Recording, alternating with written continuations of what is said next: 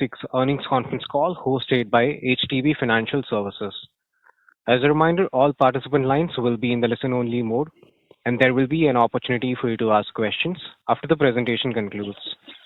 Should you need assistance during the conference call, please signal an operator by pressing star and then 0 on your touchtone phone. Please note that this conference is being recorded. Ladies and gentlemen, also note this conference call is only for analysts and not for media. I now hand the conference over to Mr. Vishal Patel from HDB Financial Services. Thank you, and over to you, Mr. Vishal. Thank you, Sagar. I welcome you all to the Q2 earnings call of HDB Financial Services Limited. We have with us Mr. G. Ramesh, MD and CEO, along with Mr. Jaikumar Shah, CFO, and the senior management team of the company. I believe all of you would have had a chance to peruse our financial results, investor presentation and press release, which has been filed with the stock exchanges earlier today. We will start with the management remarks and then open up the call for Q&A. Audio recording of this call will be available on our website shortly after the call ends. I will now request Mr. G. Ramesh for his opening remarks, followed by Mr. Jaikumar Shah, who will provide a brief on the financial results. We will open up thereafter for Q&A. Thank you, Vishal, and a very good evening to all of you who have joined us today. Greetings of the season. Briefly on the macros, India seems to be in a very unique situation in terms of domestic economic activity, which is showing resilience in spite of geopolitical uncertainties, as indicated by GDP estimates and high-frequency indicators. The latest monetary policy review commentary on growth and inflation estimates bodes well for the economy. The robust monsoon season is expected to perk up rural consumption, easing inflation, and impetus provided by GST rationalization bodes well for the broader economy and financiers as we step into the festive season. The regulator's comments as a part of the latest monetary policy commentary on the draft circular for forms of business is meaningful and augurs well for us while we wait for the final guidelines. Coming to the quarterly business updates, as you would all recollect, we have our businesses which are bucketed into 3 distinct business lines. The first business is what we call enterprise lending. This business has both secured and unsecured loans. So the secured lending products, which is primarily consisting of loan against property and enterprise business loans, grew moderately in Q2. On gold loans, recent changes in regulations in the gold loans business has helped us gain good traction in Q2 along with increase in price of the metal and augurs well for this segment going forward. We have held a conservative position on unsecured business loans. As asset quality pressures ease, we expect to return to a growth trajectory in the coming quarters. The second business that we have is what we call asset financing. In asset financing, we have faced challenges in the commercial vehicle financing segment on asset quality in Q1, and this continued through Q2 as well. Monsoon accentuated matters as high precipitation in specific geographies of the country, that is north and east, impeded vehicle deployment with consequent impact on customer cash flows. Based on our business insights, we believe that vehicle idling, which is a phenomenon that we normally notice in Q2 because of monsoon, this year was much higher than the prior years. The second factor was that there was deferment of demand for vehicles because of announcement of GST rate rationalization. However, with the extended monsoon season and a seasonally slow quarter behind us, we anticipate a positive momentum in book growth with the onset of the festive season and supported by key policy changes made by the government through GST rate cuts, which have essentially reduced the cost of ownership of a commercial vehicle. On consumer finance, which is the third business line that we talk about, in this segment, again, growth was moderate in Q2 due to demand deferment on expected GST reductions, which have actually now come through, specifically in some product categories like two-wheelers and consumer durables and auto. This should help us pick up. There should be a pickup in demand in auto, two-wheelers, and consumer durables on the back of one festive season 2, easing inflation, 3, better kharif crop sowing and so growing farm incomes, and that should be a positive for this segment going forward. We have already started seeing good movement in retail offtake in the first few days of October, which should reflect in the months ahead. Thank you all for joining in and wishing everyone a very happy Diwali and a wonderful festive season. I'll now hand over to our CFO, Mr. Jaykumar Shah, for an update on the financials. Thank you, Ramesh. A very warm welcome to all. Moving on to the financial performance for the quarter. Customer franchise grew to 21 million with an increase of 4.2% sequentially and 19.6% year-on-year. The gross loan book as at September 30, 2025 stood at 1,11,409 crores, growing 1.9% sequentially and 13% Y-on-Y. Secured loans comprise 73% of the total loan book. Disbursements for the quarter ended September 30, 2025 was 15,599 crores, up by 2.8% sequentially. Branch count stood at 1749, spread across 1157 cities and towns. Net interest income for the quarter was 2,192 crores, an increase of 4.8% quarter-on-quarter and 19.6% year-on-year. NIMS, net interest margin, for Q2FY26 improved to 7.9% versus 7.7% in Q1FY26 and 7.5% in Q2FY25. Cost to income ratio for our lending business declined to 40.7% in Q2FY26 as compared to 42.7% in Q1FY26 and 42.7% in Q2FY25. The ratio for the half year was 41.6% as compared to 43% compared last year, i.e. H1FY25. Cost to assets reduced from 3.8% to 3.7% Q-on-Q. Pre-provisioning operating profit for the quarter was 1,502 crores as against 1,388 crores for the prior quarter.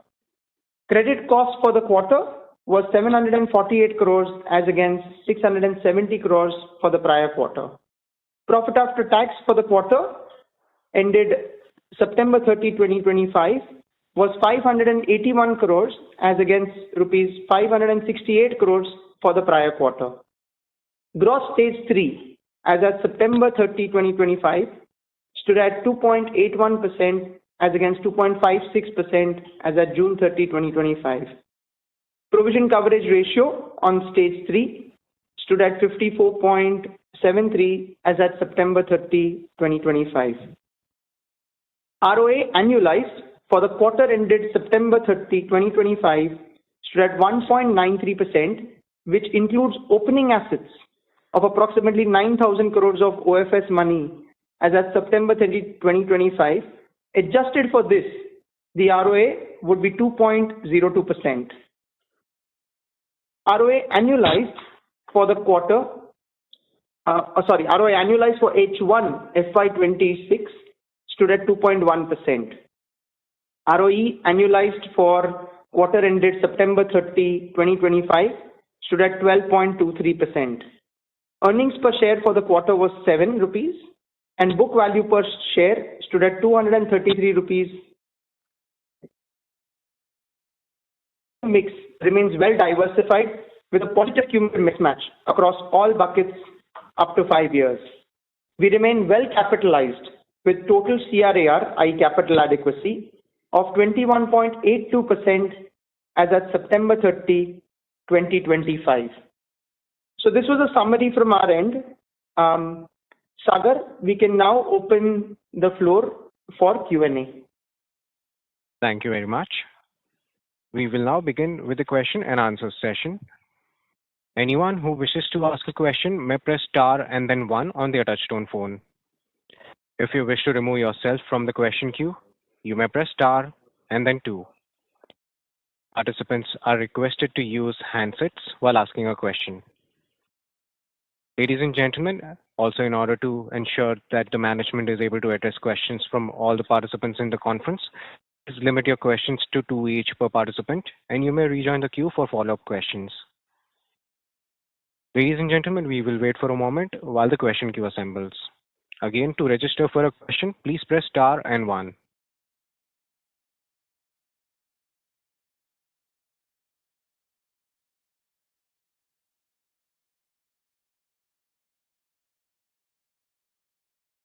Our first question comes from the line of Abhijit Tibrewal from Motilal Oswal. Please go ahead. So thank you for taking my question. In your opening commentary, you spoke about some stress that we saw in CV in 1Q and that continued in 2Q as well. You also spoke about some vehicle idling, which in 2Q was much higher than prior years. Likewise, in the last quarter, you had shared something around MSME that we are seeing. If you could just touch upon that. In addition to that, are there any other newer retail stress segments which have emerged during the quarter? That is my first question. The second question was, now that we have practically seen through almost the festive season, maybe another 5, the view that you are emerging, I remember kind of ended your opening remarks by saying that in the first few days of October, we are seeing a good retail uptick. So if you could just, for the benefit of all of us, dwell on that how has the festive season been, both Navratri and what's Diwali looking like. And lastly, sir, given that you are among the first NBFCs to report in an earnings season, if you could just kind of speak about some of the trends that you would have seen in the last quarter, that would help all of us. Thank you, sir. Thank you, Abhijit, for your questions. I'll try and answer them. Jai Kumar here. So in terms of the stress segment, Abhijit, I'll just cover it as a whole, I think, so that it helps holistically. As you're aware, enterprise lending is approximately 38% of a book, asset finance approximately 39%, and the remaining is consumer finance. We spoke about, and you specifically referred to MSME. We had quoted last time stating that we had seen stabilization in our MSME book, and that's continued into Q2 as well. So we haven't seen any significant stress increase in MSME space within the enterprise lending segment that we had called out earlier. So that's one. Second, on the CV space in specific, we had stated at the end of Q1 that there were certain challenges. And as Ramesh alluded to, on account of some of the monsoon challenges, i.e. flash floods that you've seen in the north and east of the country, there has been certain areas which have actually been closed for more than a week, 10 days, or even 15 days, which has resulted in vehicles not really plying the roads, which has impacted our customer base. And that's been as a result of which that there has been stress which has come through. As we've moved towards latter part of September, we believe that was an event that happened in August or July and August, and we should be moving forward from here on. In terms of the festive season view, we are, as all of us have read in the newspapers and as all of us are looking around in the market, there is a lot of positivity that we see all around us in the retail segment. And we're very hopeful that with that positivity, we should be able to ride the market and do well over the coming quarters. Yeah. Got it. And Thank you. Just a follow up there, sir, Jai Kumar, sir. So you spoke about this positivity in the festive season. You've seen that across both auto as well as consumer durables? So in the consumer segment, we're surely seeing it. In the other segments, there is some amount of positivity, but I think we have to give it time. It's the first, week, 10 days of October. As we go through the month of October and beyond, we'll have to see that. Got it. And so other than CV and MSME, sorry, Abhijit, there's no can I request you to come back in so that others also get a chance, and then I'm sure I can answer more. Thank you so much. Thank you. Our next question comes from the line of Viral Shah from IIFL Capital. Please go ahead. Yeah, hi. Thanks for the opportunity. So if you can just double click on the asset quality piece. So you mentioned that MSME has not seen any deterioration on a sequential basis, and even in asset finance it is only commercial vehicle. So this entire stress of I would say what we are seeing in net slippages is attributable only to the commercial vehicle segment on a sequential basis. And secondly, Jai, if you can also talk about the provisioning. So if I see and look at the stage 1 and 2 numbers also, I understand stage 3 there could be some write-off impact. But why has the PCR come down for the stage 1 and 2? That would be 2 questions from my end. Thank you.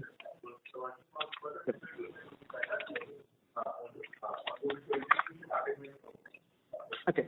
So I'll cover the first one first, which is on terms of slippages, etc. It is materially coming from the CV segment. There has been a little bit of construction equipment that gets affected. Naturally, it's in a similar domain, but that's rather small. But largely, it's come through the CV segment. So when you look at 2.56 to 2.8, that's what contributes to it in terms of slippages. As far as the provisioning is concerned, you would think about it. Last time also we had spoken, ours is largely a formula-based piece. We have a very diverse, portfolio ranging from LAP through to consumers, and the book mix in terms of what sits in what book drives it a lot more. Plus, the PD LGD of each book is very different. If you look at our stage 3 provisions again, as the secured book has gone into it, there is a slight bit of difference, but that's more because each product has a different PD LGD. On stage 2, our provisions are largely similar. And on stage 1, as some of the book mix has moved, there is a slight bit of reduction. But on an overall basis, fundamentally, there is no change in approach that we have towards provisioning. Got it. And just on your piece and commentary with regard to the CV segment, you mentioned that is the major contributor. Within that, is it, say, the new or the used piece? And has it anything to do with, say, the correction in the CV prices, especially on the used piece? So what happens in Q2, it's a seasonal thing, and it happens both in construction equipment and in commercial vehicles, that there's some amount of idling that happens. For example, let's say a construction equipment is being used in a mine, right, and the mine gets flooded because of rains. So, there'll be idling of the machine. Similarly, if there is very heavy rains, and if a vehicle typically covers, let's say, 100 kilometers or 150 kilometers a day, that might come down by about 20-30%. So historically, look at Q2 as a season for commercial vehicles. There's about 20% idling that you can look at in this period as compared to Q3 or Q4. Some of our insights suggest that this time in certain markets that went as high as 30-35%. So it's not really vehicle type, but really where the vehicle was and how the vehicle got impacted by unseasonal rains or inability to commute because of weather conditions. Yeah. Got it. Thank you so much, Ramesh, and all the very best. Thanks. Thank you. Our next question comes from Shubhranshu Mishra from Phillip Capital. Please go ahead. Hi, thanks for the opportunity. So quickly on this climatic change impacting our book, climatic change today is a reality. So are we providing additionally for this? And these are even the climate change can be predicted to a certain extent. So and this should be a seasonal thing. So anything more to read into the asset quality and what should be a sustainable credit cost that we should punch into our models? Also, if you can spell out the PD LGD assumptions for the CVPs. Thanks. Thank you. So, Shubhranshu, I'll cover the second part first. So in terms of PD LGDs, how we look at, we have, depending on the individual product, between a 5 to 8 year bucket in terms of the data that is available. So we'd go through the cycle in terms of, what is the probability of default and the loss given default for each asset type. And that's what we factor in. In terms of specifically on seasonality, you're right. It does affect in certain times, and India is a country where seasonality, of course, is there. That largely gets factored into PD LGD and also in the asset movement. So today, if you look at it, where some of the book has moved to stage 3 from stage 2 between between June and September, you're actually seeing provisions increase. So it naturally factors it in terms of the risk parameter for us to look at it more closely and then work on corrections and recoveries. What would be the blended PD LGD, if you can please call that out for the CV book?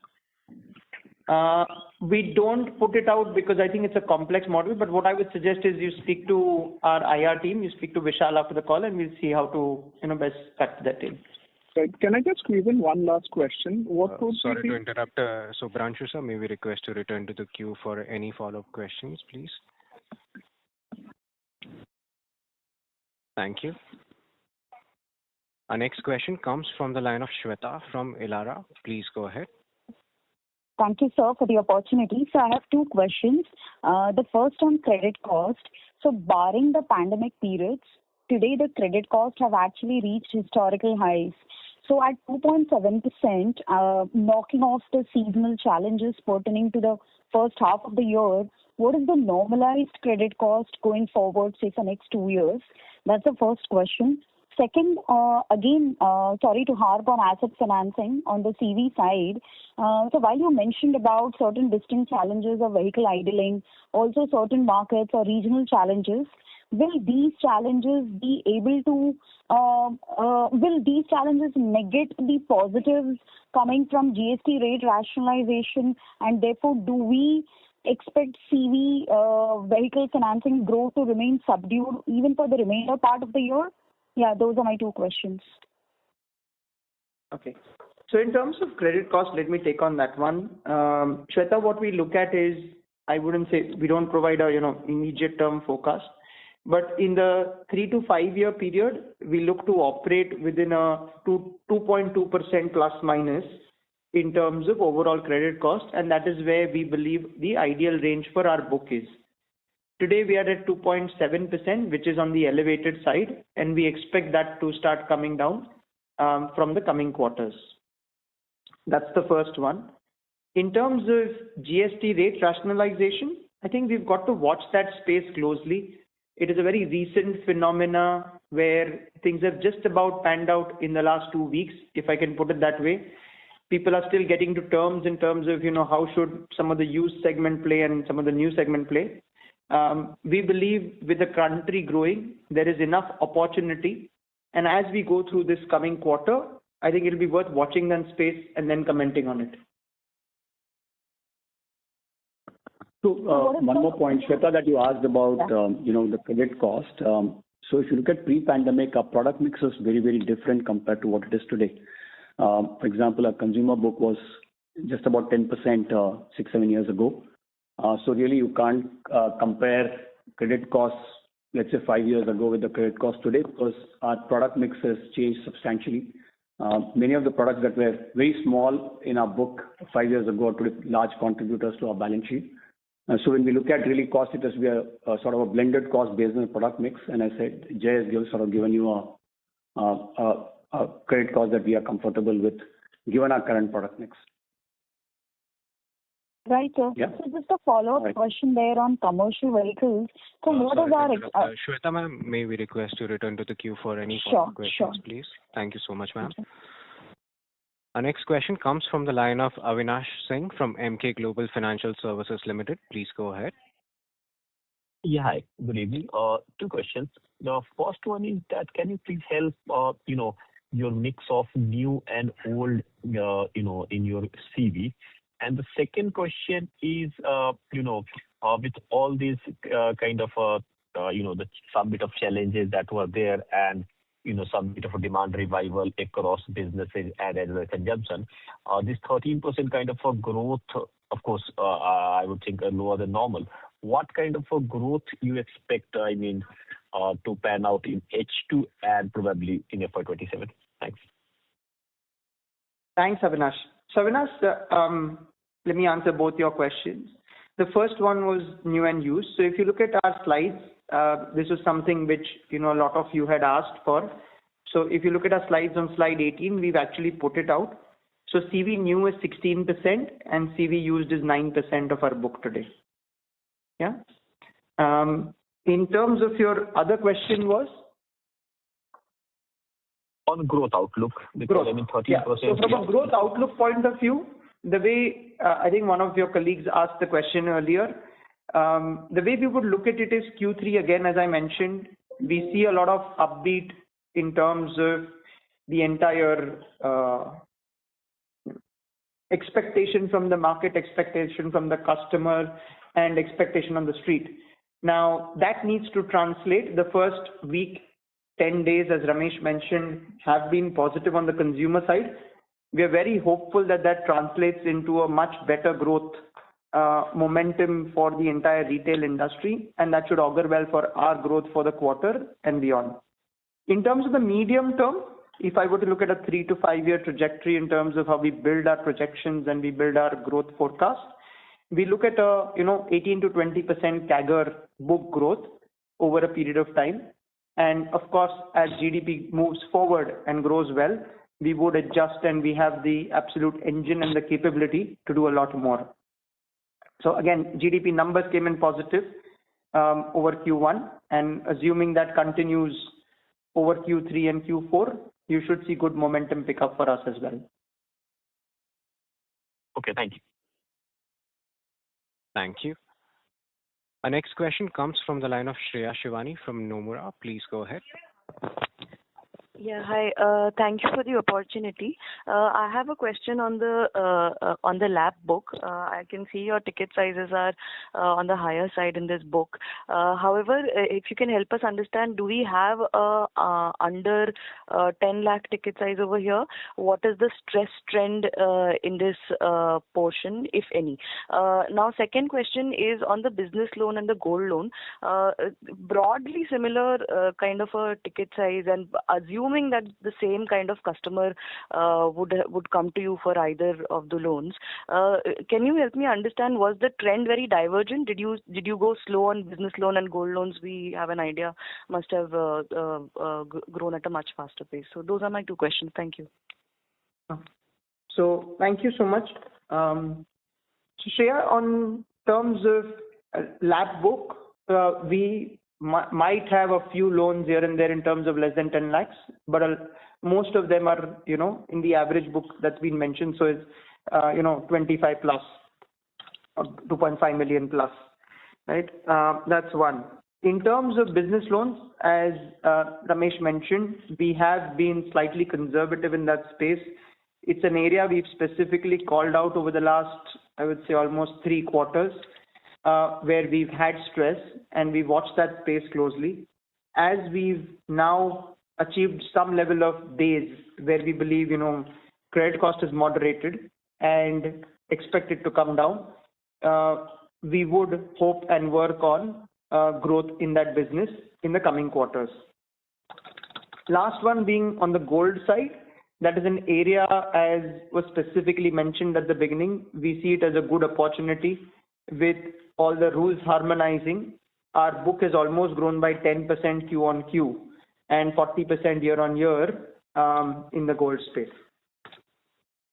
And just on the LAP portion, any stress trends for your portfolio? I understand you don't have under 10 lakh, but anything that you would like to highlight over there? Nothing. So just as at a level, the way LAP is underwritten is that this is a customer who's got a property that he or she owns, and that's a collateral for a business loan that the customer takes, which means that the business has to have sound financials to generate enough cash for a monthly EMI. Now, if you're looking at a loan of, let's say, 5 million, you're looking at an EMI of upwards of 50,000 rupees a month. And what you expect the customer to generate adequate cash flows to be able to service that kind of EMI. So I think the advantage of a collateral is that the company is able to give a slightly longer term loan, so which reduces the monthly outflow, right? But also because you're writing a longer tenure, you have to make sure that the business that the customer has is of a quality that can sustain for the next few years while the loan is being serviced. Unsecured business loan, by contrast, is for smaller amounts, and if you can see, our average ticket size are about 300,000 rupees. But they also underwritten for shorter tenures. So, which means that the EMI is in the region of 10 to 15,000 rupees. If you are evaluating a smaller amount for a shorter tenure. Okay. Gold loans, by contrast, are typically shorter tenure contracts because this is a product where customers would like to prepay as soon as possible, right? Because it's really a temporary business requirement that they are looking at to fulfill. So, yeah, I think your question is probably around micro LAP as a segment. Yeah, we typically don't have exposure to that segment, right? We are underwriting customers and with larger value properties and larger ticket sizes. No, completely understood. This is very clear. Thank you so much. Thank you. Thank you. Thank you. A reminder to all the participants, if you wish to register for a question, you may press star and 1 now. Our next question comes from the line of Rajiv Mehta from Yes Securities. Please go ahead. Yeah, hi, good evening. My first question is on asset quality. So when I look at your loan stages and the movement through the quarter, so stage 3 increasing is pretty much in line with the seasonal pattern, when we look at the overall stage 3, including the write-off amount. But when we look at stage 2 is stable. And broadly calculating the flows coming from stage 1, the flow rate seems to be improving. While, Q on Q it improves, but even Y and Y, the flow rate seems to be stable. Are there any early indications that from stage 1, the collection efficiency is now getting better, or the flow rates from stage 1 going into stage 2, is it getting better in the more recent months? Okay. So Rajiv, let me give you a little longer answer and try and address your question. If you look at stage 3, right, as we called out earlier, there has been certain flood-like situations. Assam was closed for 5 days for certain reasons. The northern belt had certain challenges. So some of the expectations that we had in terms of bringing the book back in towards the second half of September actually faced challenges. We're working on obviously improving that and getting the book back in. In terms of a number of actions that we had taken through July and August, that did help us in curbing some of the flow forwards from August to September. Recoveries is something which we have to improve, coming into October, November. That should really help us bring the stage 3 back in. And these were very specific things on the ground, which happened due to which circumstances, didn't help in reaching out to customers for a reason or the other. Obviously, there are reasons, and we are very hopeful that we could bring that back in the coming months. But the observation on stage 2 assets being stable or improving is correct, and there is obviously a higher focus on collection efficiencies, which we have started seeing across most products. We expect commercial vehicles to also improve as the economy next few months that we are looking at. Okay. And sir, internally, what will make us push growth? I know macro, GST, some demand will improve, but internally, what are the indicators and what thresholds will make us push growth on the ground? And a related question is on competition. Do you see the competitive space getting slightly more cleared now? Some irrationality in competition, going out in certain products? So from a growth point of view, Rajiv, I think that's something we're equally focused on.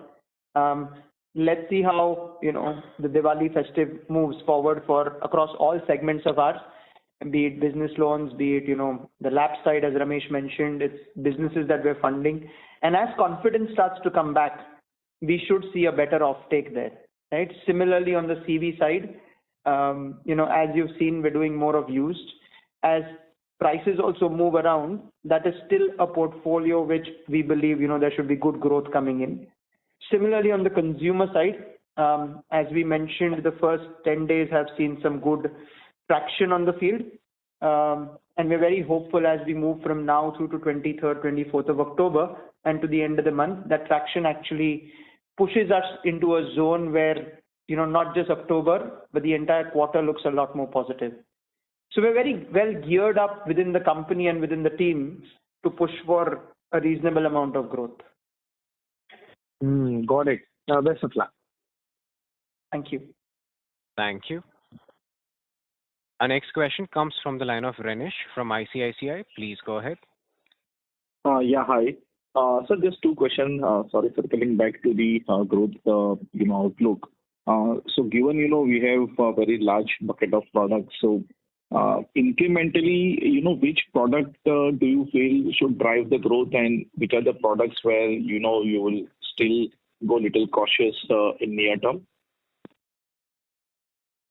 So the way I would look at it, Renish, is growth across all, if I can put it that way, genuinely, right? Okay. Segment that we have been, slightly cautious of and which is just about stabilizing is the business loan segment that we have.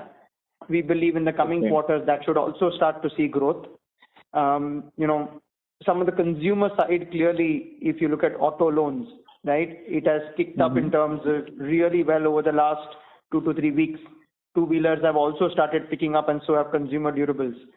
So over the course of Q3 and Q4, we believe there should be, given the economy as well as the customer sentiment, there should be enough amount of power behind each one of these products for us to grow. It is obviously going to depend on the overall economic and the geopolitics that plays out. But let's assume if everything stays equal, we should be able to move ahead on most fronts. Okay, so should we assume CV might take a couple of more quarters before we start pushing growth, or do you see that product segment as well contributing to growth incrementally? So CV is a reasonable size book for us. There are some segments within that we will push more on in terms of where we see, long-term focus. And there are certain segments like HDB, for example, where we may not push very hard in the short term. Got it. And just a last question on the asset quality. Sorry to interrupt, Renish sir. May we request you return to the queue for any follow-up questions, please? Okay. Thank you, sir. Our next question comes from the line of Shripal Doshi from Equirius. Please go ahead. Hi, sir. Thank you for giving me the opportunity. My question was particularly on the enterprise lending, and within that, especially on LAP, business loans, and enterprise loans. So how have we seen the bounce rates, let's say, for September versus what it was probably in Feb-March period? Have we seen signs of improvement there, or is it still at the same, or has it gone down? So just some color on that front. So Shripal, the way I would like you to look at it is our LAP book has been fairly stable, right? Something which has very low on credit cost, and it has operated in a similar zone over the last 6 to 9 months, or maybe almost a year. So that is how I would want you to look at it rather than an decreasing trend. It's a stable portfolio, something we're very focused on, something we wish to grow, and has reasonably good asset quality. And then, so that is for LAP, for business loans and enterprise loans? So for business loans, as I covered it earlier, there has been an stabilization in Q1. There has been, further slight amount of improvement in Q2. And that is something we're very hopeful of as, the book matures. We will see, good amount of improvement in the coming months, and we should see growth also coming back. Got it. The second question was pertaining to rejection rates. So I understand that all lenders have tightened their underwriting norms probably around 1Q period. So are we continuing with the similar strategy, or have we moderated it given that some of the segments are showing signs of stabilization on bounce rate as well as improvements? So are we moderating our underwriting norms, and are we seeing rejection rates, coming off? So some color on that front, if you could give. And this is particularly for enterprise lending. Yeah. So, when you look at approval rates, it's really a function of, product, the asset risk. So, in case of a mortgage, you look at the asset, so you would have a measure of asset risk. There's an element of customer risk in terms of the customer's own income and cash flows and previous financial behavior. And then you're looking at a forecast for that business. So when you really do an underwriting, you're looking at asset risk, you're looking at customer risk, you're looking at geography risk, you're looking at business risk. For example, which industry is the customer in? So there would be a flavor of that in terms of the underwriting. So there could be businesses that naturally lend themselves to better cash flows as compared in certain markets, right? I mean, if you look at India, there are pockets, for example, there would be a textile hub, there would be a manufacturing hub, there could be a retail hub. And what you're really trying to do is to marry these into your credit policy and underwrite the customer. So in enterprise lending, you really do bespoke underwriting. It's not really a scorecard. A scorecard might be an initial filter, but you end up doing a bespoke underwriting because the ticket sizes are large. Which means that a credit officer does a detailed evaluation. So we would fine-tune these credit policies really to a micro market or to a customer segment or to a particular, category of customers based on our own internal experience of how things are progressing, how things moving. For example, what could be the impact of tariffs on certain industries? So we might decide to tighten the regulations, tighten the policy, or moderate the policy. Broadly, I think our approval rates have not been very different in enterprise lending over the last 1 year. About a year ago, we did make some changes to our underwriting policy on unsecured lending because we found that we had certain sets of customers who had higher propensity to borrow from others because there's just a bunch of lenders who landed up and were essentially doing credit score based underwriting, and that was something that we were not comfortable with. For us, leverage is important. Total exposure of the customer is important, and that's the way we really look at underwriting. Yeah. Got it. And thanks for the detailed answer, sir. But just to sort of conclude, have we seen 70-80% of our underwriting for, let's say, be geography, customer profile centric? Have we seen some moderation, or are we looking at moderating it in terms of the underwriting norms, or we are sort of, still broadly keeping it intact? So Shripal, the way we look at it is the chief credit officer today, along with the data that he has, he will look at each segment, each geography, in a very detailed manner, and would go through that and take decisions. It's not a one size cut formula that you'd go in and say, let's slice it or dice it in a simple piece of paper. Got it. Thank you for the answer. Thank you. Thank you. Our next follow-up question comes from Abhijit Tibrewal from Motilal Oswal. Please go ahead. Yeah, thank you for allowing me to follow up. So just two follow-up questions that I had. First thing, how should we think about margins now? The last call you had shared that 95% of our bank borrowings are EBLR linked, which will obviously reprice in line with your external or market benchmarks. Assuming they have already repriced, right? How should we look at the cost of borrowing trajectory and the margin trajectory? Obviously, I mean, assuming status quo, while there are room for a few more rate cuts in the December and the February policy, but assuming status quo, how should your cost of borrowings and margins trend? And lastly, on the CV side, we've discussed a lot in this call already, but I just wanted to pick your brains on one thing. When I look at CVs, there are predominantly two things which are driving CVs to the year, right? So your consumption and the other thing is your construction and infrastructure activities. So while consumption might pick up, given all the actions that the government has taken, what is it that you're seeing on the construction and the infrastructure activity side? That's all from me. Thank you. So I'll take both your questions. On the margins and cost of borrowing, the way we would like everybody to look at, Abhijit, is today, I think we've taken a lot of actions over the last few months, and that's exactly what we spoke about with the confidence in the Q1 call. And that's allowed us to bring margins up and reduce our cost of capital, where NIM stand at 7.9.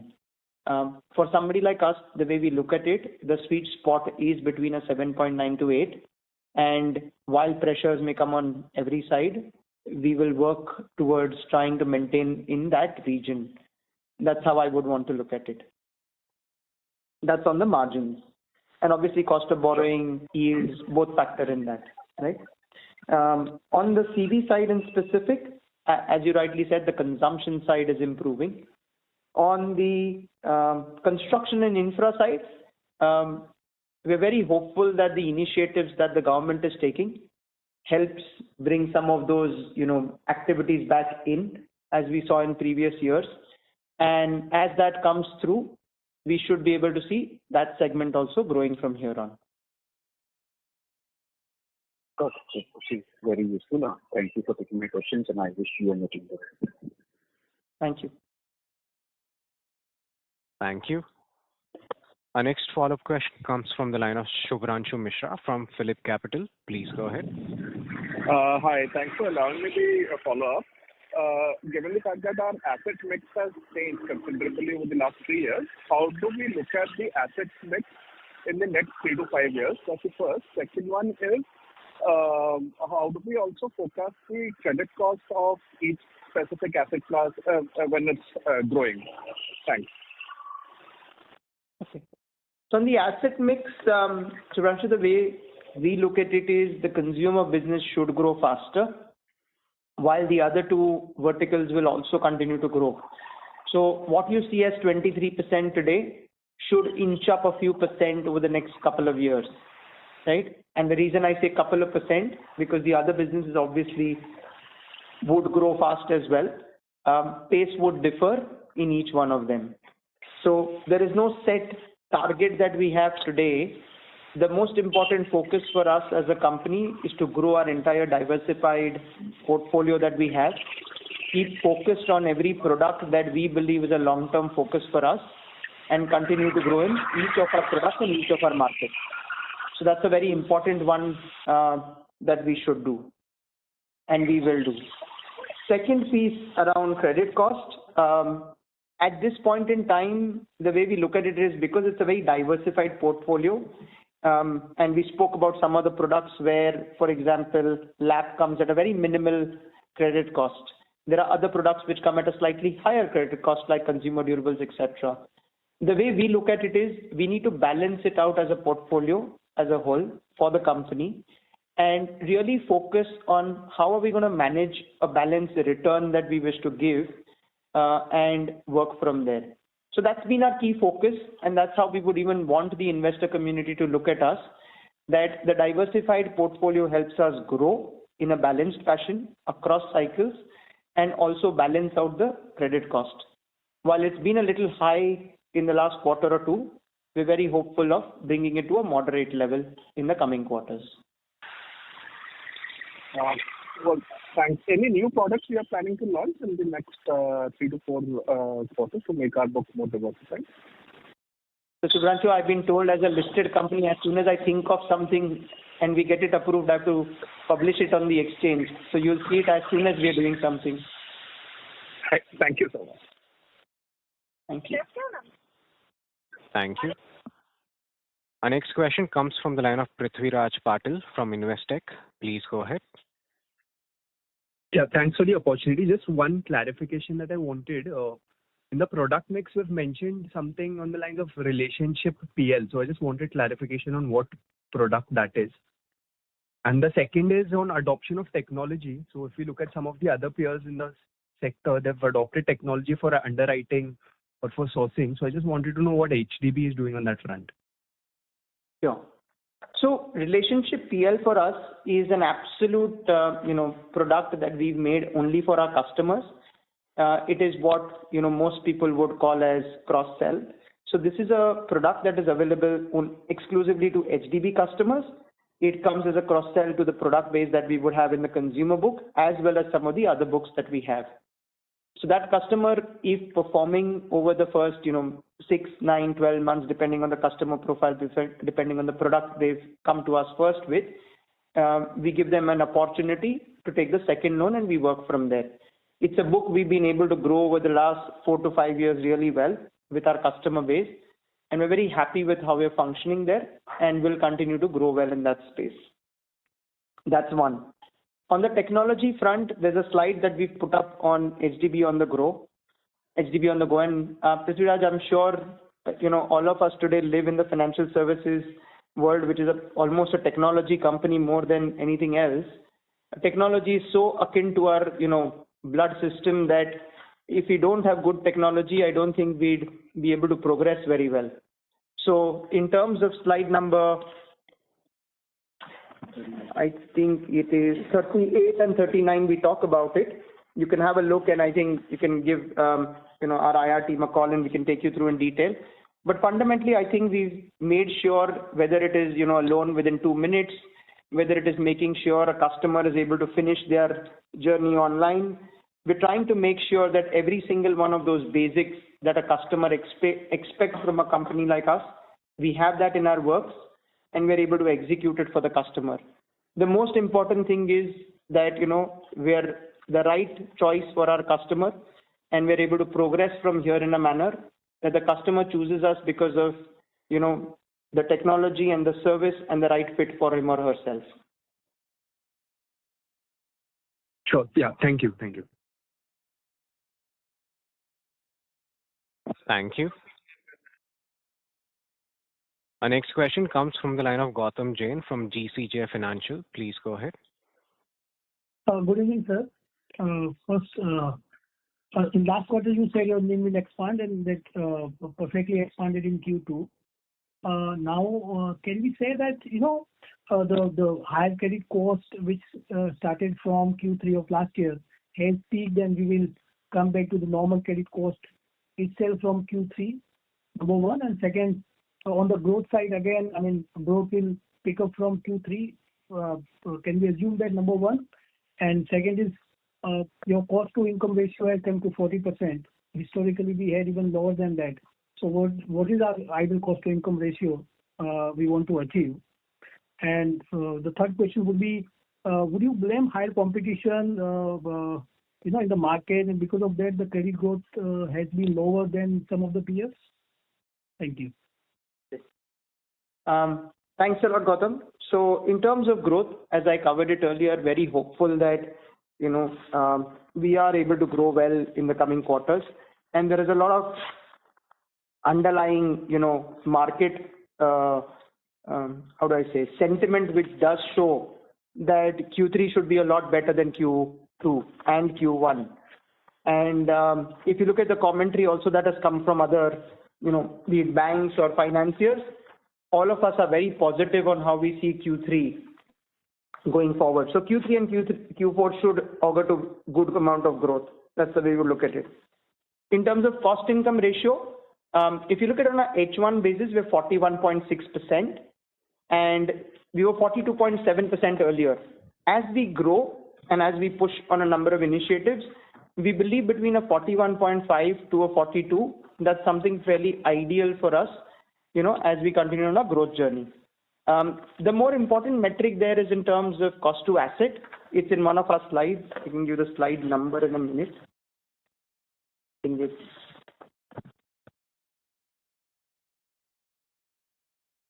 which slide? Okay, I'll give you a slide number in a second. So that's something we're very focused on. It's 3.7 today. It was 3.8 earlier. And our whole focus is on slide number 26, where we clearly reflected 3.7. And that's something, if we are able to manage between a 3.6 and a 3.7 as we continue to invest and grow, I think it should augur well in terms of us reaching our ROA targets. And on credit cost? On credit cost, as I mentioned, the medium to long term, we should be able to operate within a 2.2%. And it will start reflecting from Q3 onwards, right? Gautam, I'm sure it will start to improve. If it starts reflecting from Q3 onwards, I'm sure I'll be as happy as you are. I have one more question. Can I ask? Sure, go ahead.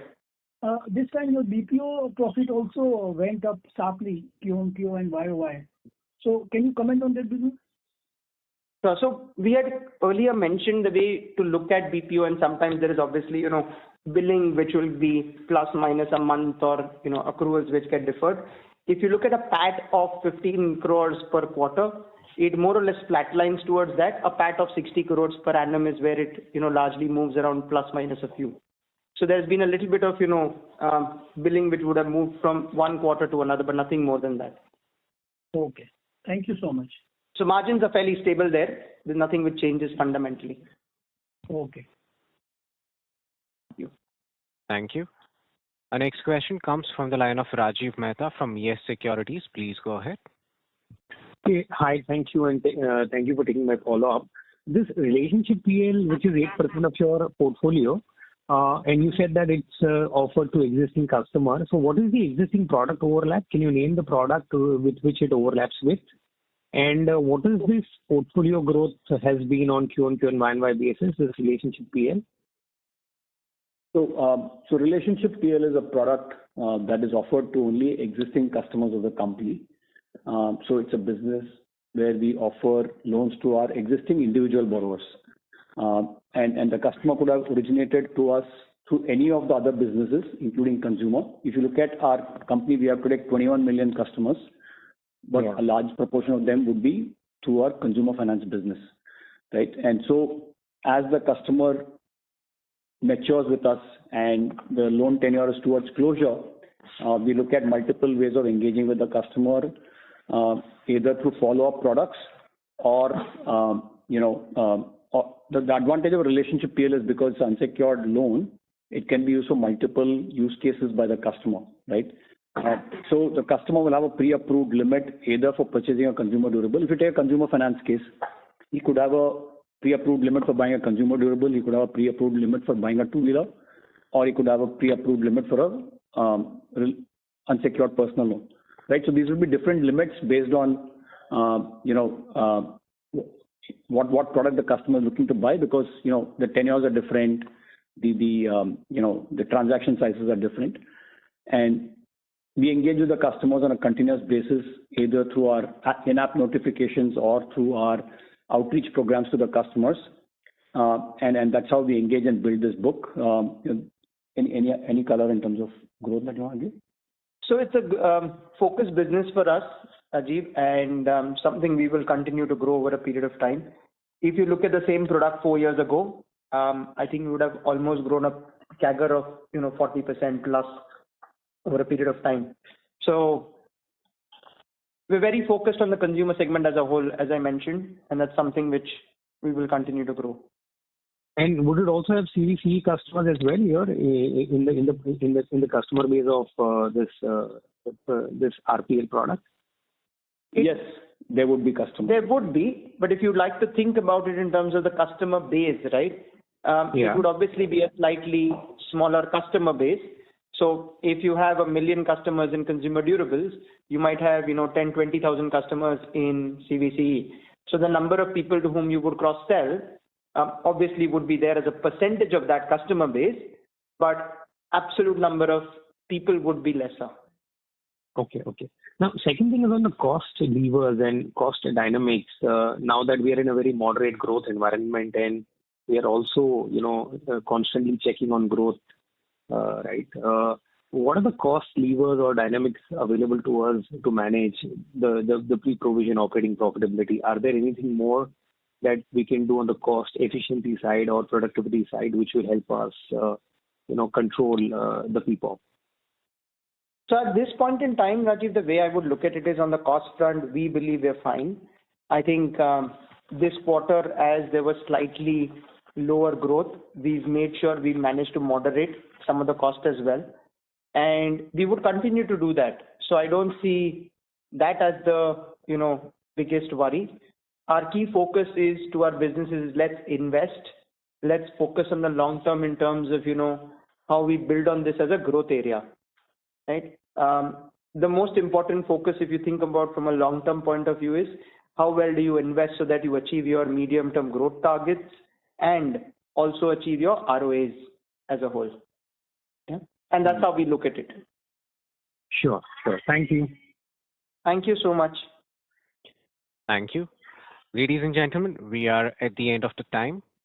I now hand the conference over to Mr. Jay Kumar Shah for closing comments. Thank you very much, Sagar. So from everyone here at HDB, wishing you all a very, very happy Diwali, a prosperous New Year, and a year full of good health and happiness.